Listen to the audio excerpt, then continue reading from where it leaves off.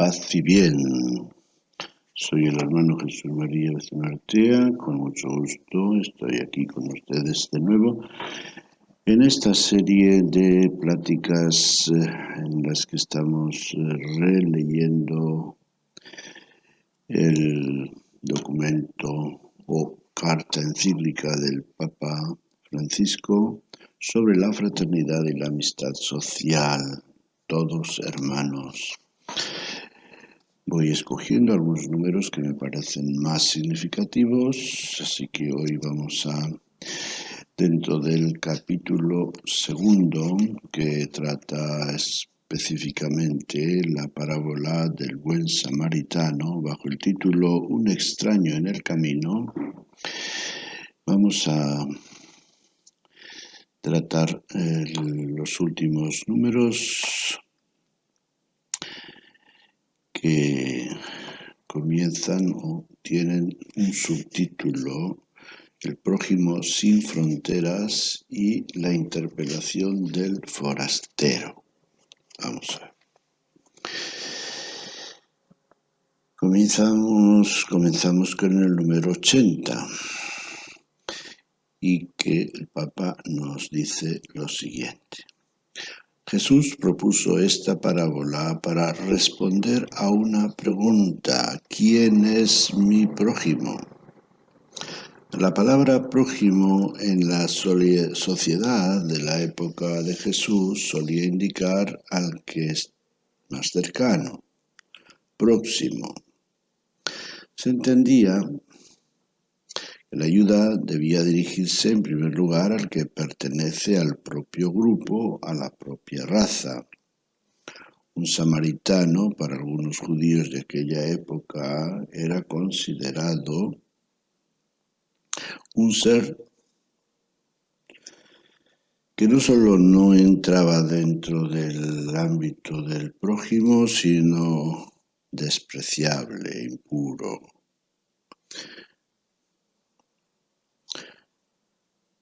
Que no podía entrar dentro de los seres cercanos a quienes se debía ayudar. Jesús, que es un judío, transforma completamente este planteamiento. No nos invita a preguntarnos quiénes son los que están cerca de nosotros, sino a volvernos nosotros cercanos, prójimos.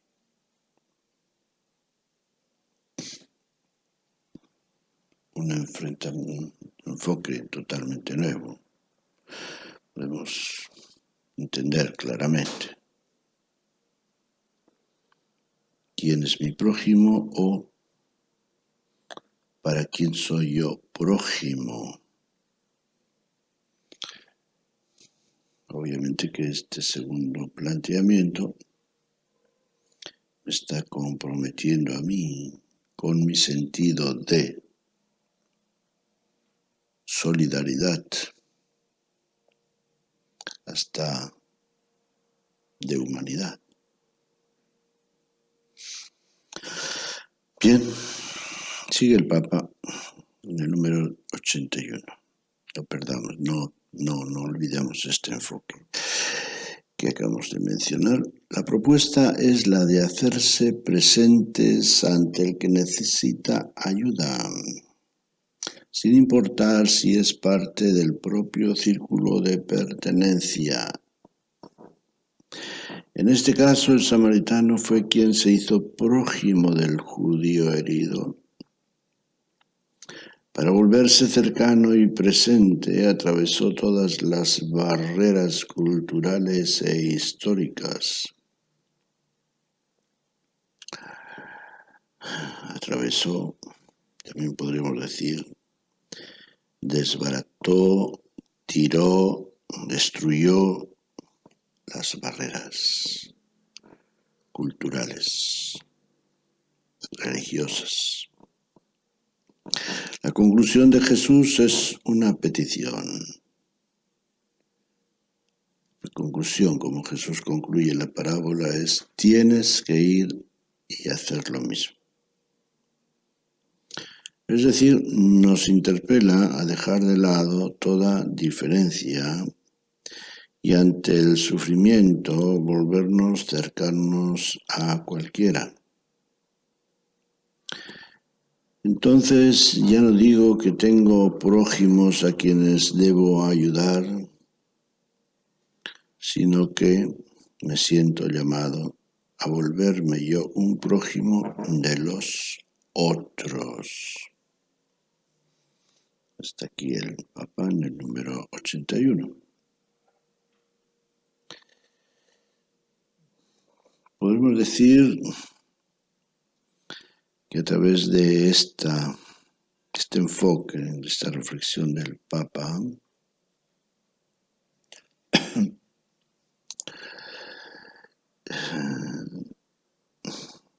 se nos invita a ampliar el círculo de nuestras relaciones. Digamos que desde el punto de vista humano, personal, social, familiar, tenemos un círculo en el cual permitimos entrar o abarcamos, quizá mejor, a un grupo o grupos de personas. El reto que esta parábola nos propone es extender ese círculo, de tal manera que, así como en él incluimos a los amigos y otros allegados, pudiéramos incluir a toda persona que se encuentra en necesidad.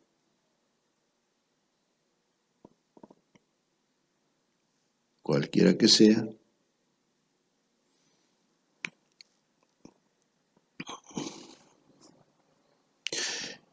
y bueno, pues, ¿qué puedo hacer yo?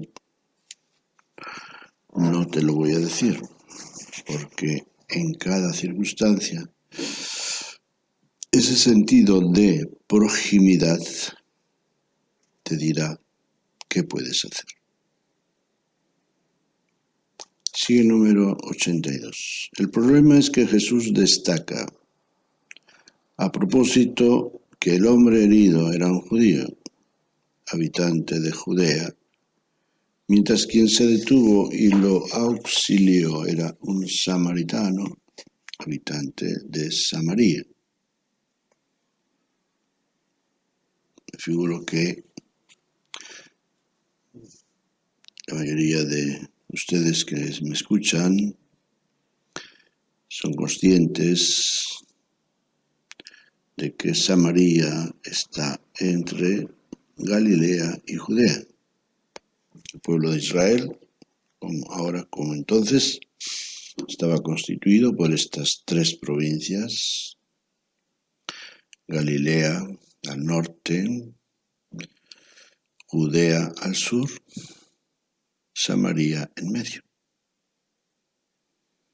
Y pues resulta que Samaria era la provincia que tanto galileos como judíos miraban con menosprecio. No tenían buenas relaciones con ellos. Entonces, los galileos tenían que pasar por Samaria normalmente para ir a Judea, y los judíos tenían que pasar por Samaria para ir a Galilea. Bueno, ha dicho el Papa pues que el herido era un judío y el que lo auxilia es un samaritano.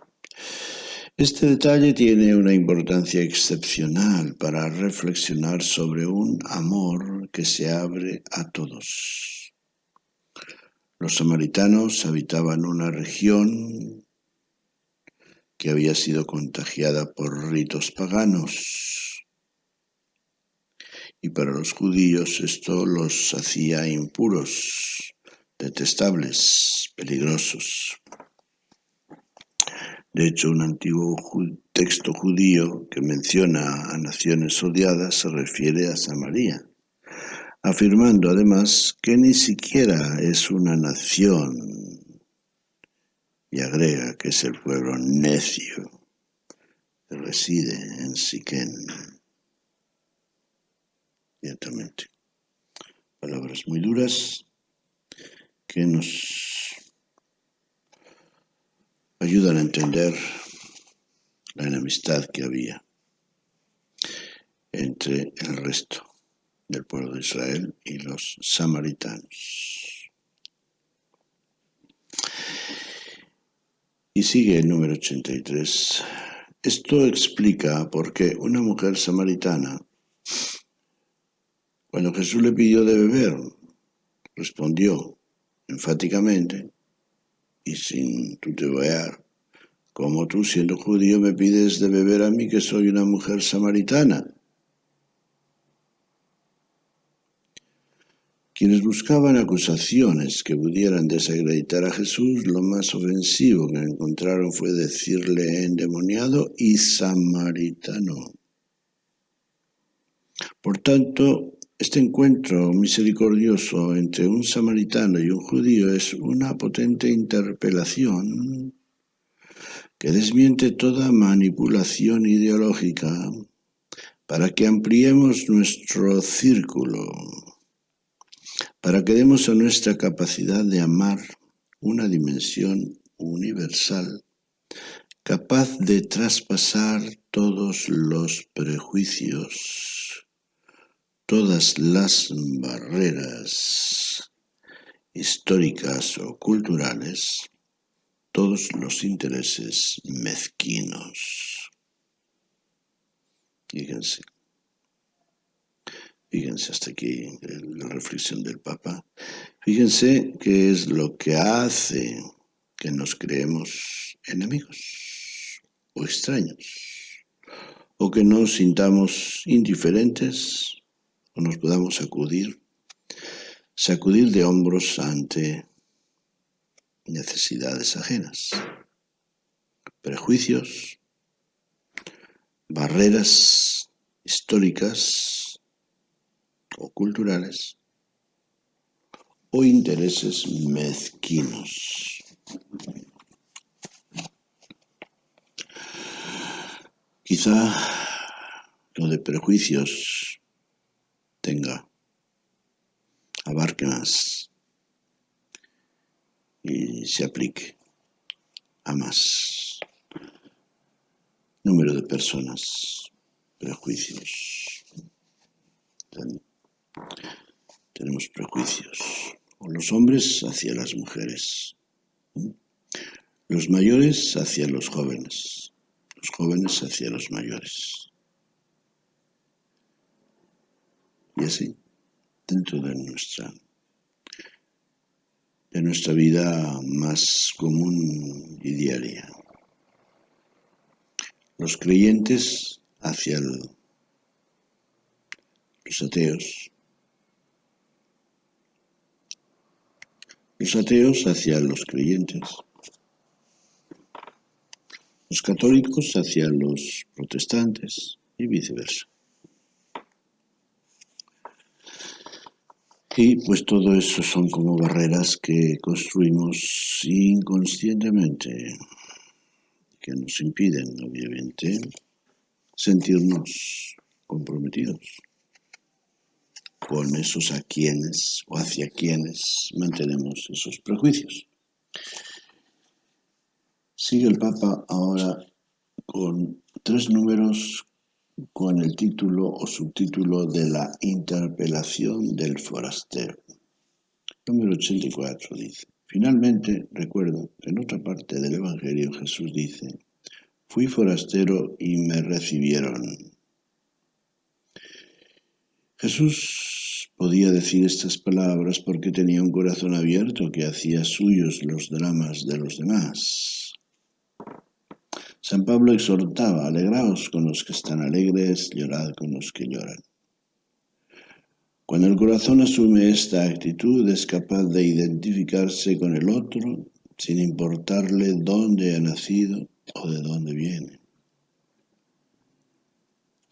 Al entrar en esta dinámica, en definitiva, experimenta que los demás son su propia carne. Un corazón abierto que hace suyos los problemas de los demás. Alegrarse con los que se alegran, llorar con los que lloran. Para los cristianos, las palabras de Jesús tienen también otra dimensión trascendente. Implican reconocer al mismo Cristo en cada hermano abandonado o excluido, haciendo referencia a la alegoría del juicio final, donde Jesús dice que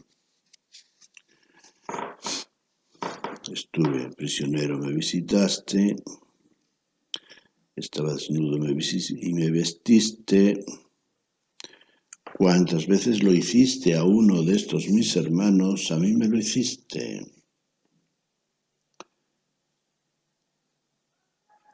Esa es la dimensión trascendente. En realidad la fe colma de motivaciones inauditas el reconocimiento del otro, porque quien cree puede llegar a reconocer que Dios ama a cada ser humano con un amor infinito y que con ello le confiere una dignidad infinita. Esto es básico en nuestra fe, obviamente. Recordar siempre, Dios ama a todos con un amor infinito, con un amor individual, personal para cada uno. Y por tanto, a todos confieren una dignidad digna de todo respeto. Seguimos con el texto. A esto se agrega que creemos que Cristo derramó su sangre por todos y cada uno, por lo cual nadie queda fuera de su amor universal. Y si vamos a la fuente última, que es la vida íntima de Dios, nos encontramos con una comunidad de 3 personas, origen y modelo perfecto de toda vida en común. La teología continúa enriqueciéndose gracias a la reflexión sobre esta gran verdad. Entonces, para nosotros, desde el punto de vista espiritual, estos dos misterios los debemos llevar siempre ahí, presentes, irlos meditando en nuestro corazón. Cristo murió, dio su vida por cada uno de los seres humanos, por cada uno, todos y cada uno. Y la Santísima Trinidad es el modelo de esa comunidad en comunión perfecta, Padre, Hijo y Espíritu Santo. Por eso decimos que son un solo Dios, no 3 dioses. Un misterio de comunión y de unidad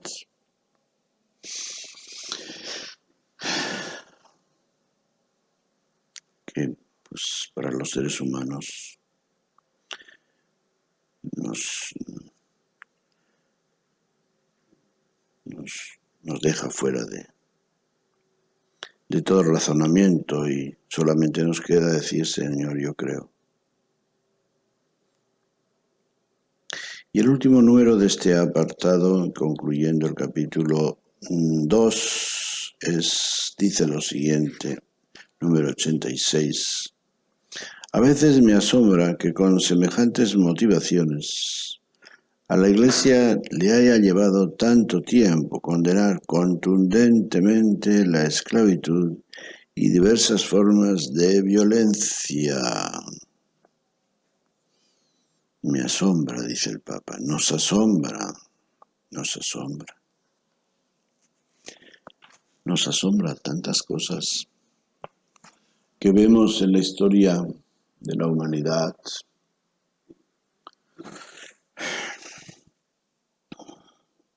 El problema es que nos asombremos de los pecados ajenos y no de los nuestros, de las injusticias del pasado y no nos asombremos de las injusticias del presente a tantos niveles de la vida social, laboral, concretamente.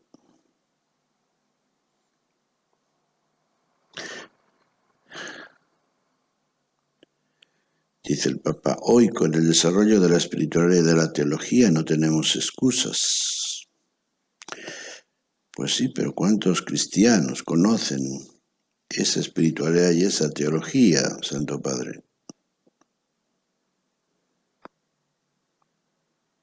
¿Cómo está nuestra labor evangelizadora?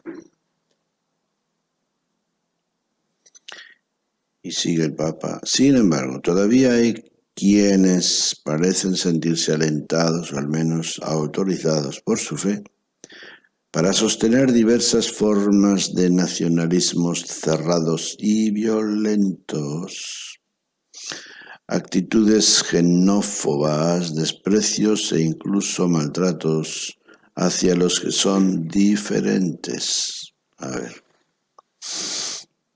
todavía hay quienes, dice el Papa. Todavía hay quienes, pues me parece una cosa muy suave. Todavía hay muchos, habría que decir, que parecen sentirse autorizados por su fe para sostener actitudes xenófobas, desprecios e incluso maltratos a los que son distintos por nacionalidad, raza, color, condición social, religión.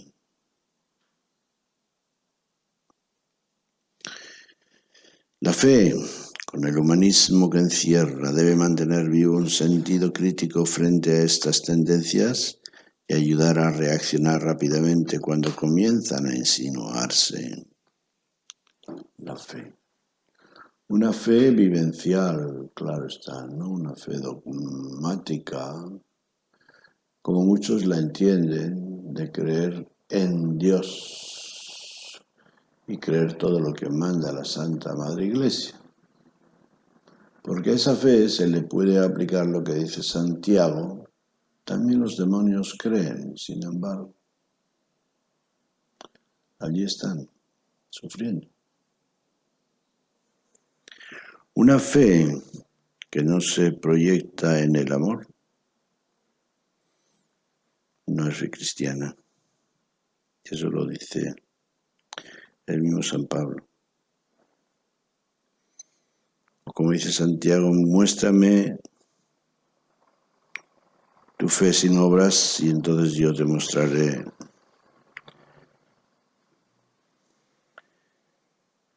a través de mis obras, te mostraré mi fe. No, la fe cristiana nos lleva a vivir. El verbo que corresponde a la fe no es creer, es vivir. Es vivir de acuerdo a unos criterios, principios y valores. Ve y haz tú lo mismo, dice Jesús. Eso es creer en el amor de Dios. Ve y haz tú lo mismo. Bueno, y concluye el Papa con estas palabras. Es importante, pues, que la catequesis y la predicación incluyan de modo más directo y claro el sentido social de la existencia, la dimensión fraterna de la espiritualidad, la convicción sobre la inalienable dignidad de cada persona y las motivaciones para amar y acoger a todos. Bueno, pues nos queda esta tarea a quienes tenemos la responsabilidad de catequizar y de predicar el Evangelio. Esto. Incluir de modo más directo y claro el sentido social de la existencia. Nuestra existencia humana y cristiana tiene un sentido social y como social solidario.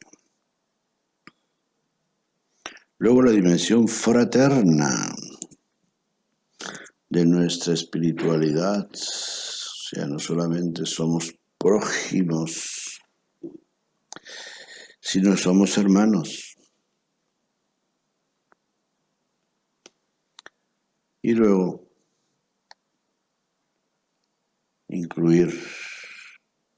inculcar la convicción sobre la inalienable dignidad de cada persona, inalienable. Es decir, no se le puede quitar, no se puede ignorar la dignidad de cada una de las personas. Y luego también, pues, insistir mucho en las motivaciones para amar y acoger a todos. En el Evangelio, las cartas de los apóstoles, tenemos tantas reflexiones sobre esto. Motivaciones para amar y acoger a todos los seres humanos, hombres y mujeres de toda condición social, de todos los lugares y rincones del mundo, sobre todo los más necesitados. Bien, pues hasta aquí llegó la reflexión del Papa en el capítulo 2. Espero que nos enriquezca en nuestra ideología y en nuestras actitudes cristianas y humanas para relacionarnos con el prójimo, sobre todo con el prójimo necesitado. Y recordemos, prójimos son aquellos a quienes tú tengas la capacidad y el corazón de incluirlos en el ámbito de tus relaciones humanas. Paz y bien.